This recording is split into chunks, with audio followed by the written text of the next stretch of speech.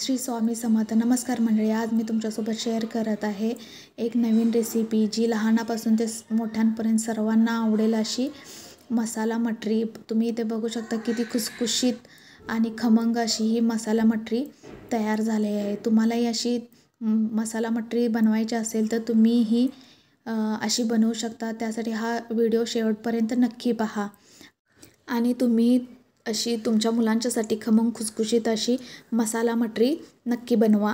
चला तर आपण या रेसिपीला आता सुरुवात करूया. तर मी इथे एक वाटी गव्हाचं पीठ घेतलं आहे.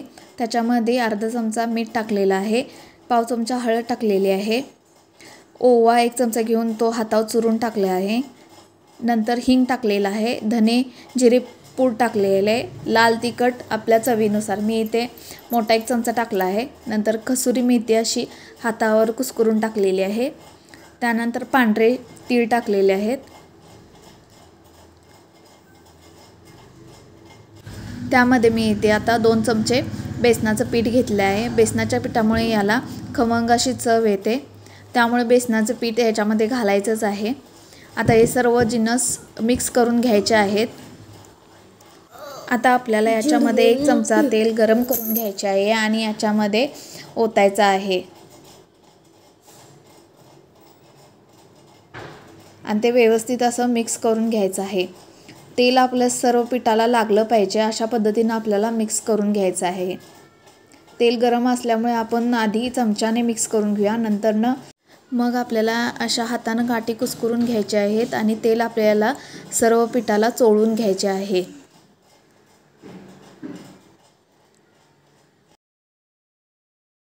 येथे आपल्याला पिठामधील सर्व गाठी अशा काढून घ्यायच्या आहेत आणि मगच पीठ आपल्याला मळून घ्यायचं आहे.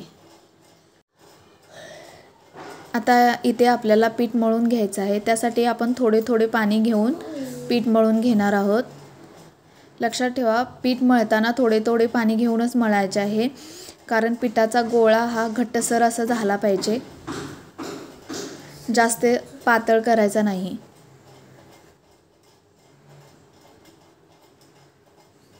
पिठाचा गोळा मळून घेतलेला आहे मी इथे. त्यानंतर आपल्याला पीठ मुरण्यासाठी 10 मिनिटे झाकून ठेवायचं आहे. आता 10 मिनिटे झालेले आहेत. आपण आता आपल्या मसाला मटरी बनवायला घेऊया. तर मी इथे पोळ्याच्या आकाराचे 3 उंडे घेतलेले आहेत, तुम्ही इथे बघू शकता. आणि त्याला असं जरासं पीठ लावून आपल्याला ही पोळी लाटून घ्यायची आहे. बघू शकता मी एकदाच पीठ लावण्यासाठी वापरले आहे, त्यानंतर मी पीठ घेतलेलं नाही. तुम्ही जितका पिठाचा गोळा घट्ट मळाल तितकी तुमचा व्यवस्थित अशी पोळी बनवून होईल. तर इथे मी एकदम पातळ अशी पोळी बनवून घेतलेली आहे. आता मी दुसरी पोळी बनवून घेते. अशा आपल्याला 3 पोळ्या बनवून घ्यायच्या आहेत आणि पहिली पोळी हातरून त्याच्यावर असे तेल टाकून आपल्याला सर्वत्र लावून घ्यायचं आहे आणि त्याच्यावर थोडंसं पीठ टाकायचं आहे. तुम्ही इथे साठा जरी केला तरी पण चालेल. आता मी दुसरी पोळी इथे टाकून घेतलेली आहे. त्याच्यावर परत तेल टाकून ते सर्व पोळीला लावून घेत आहे.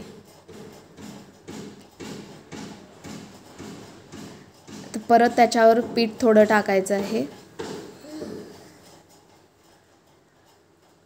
आता मी अनेक पोळी घेतलेली आहे.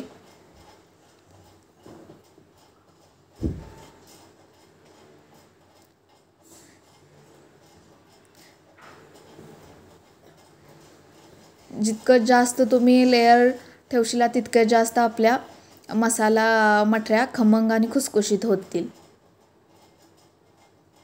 सो मी ते अशी घडी घालून घेतलेली आहे आणि आता हा गोळा मी लाटून घेणार आहे.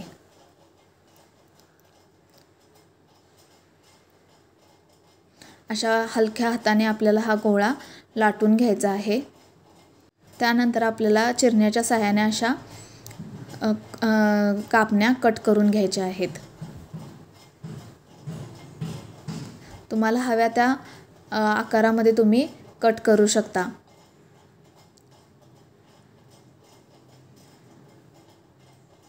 आता हे काढून ताटामध्ये ठेवायचं आहे. येथे मी 2 प्रकारच्या मटऱ्या बनवणार आहेत. तर त्यासाठी मी 2 पोळ्या लाटून परत तेल आणि पीठ लावून असे रोल केला आहे आणि त्याचे छोटे छोटे गोळे बनवलेले आहेत. आता हे गोळे आपल्याला लाटायचे आहेत. एकदम छोटी अशी पुरी लाटायची आहे याची. अशा पद्धतीने केल्या तर खूप छान होतात. आता त्यानंतर आपल्याला एक कढई गरम करत ठेवायची, त्याच्यामध्ये तेल गरम करायचं आणि ह्या मटऱ्या आपल्याला त्याच्यामध्ये भाजून घ्यायच्या आहेत. मटरे तेलात टाकत्यावेळी आपले तेल कडकडीत गरम पाहिजे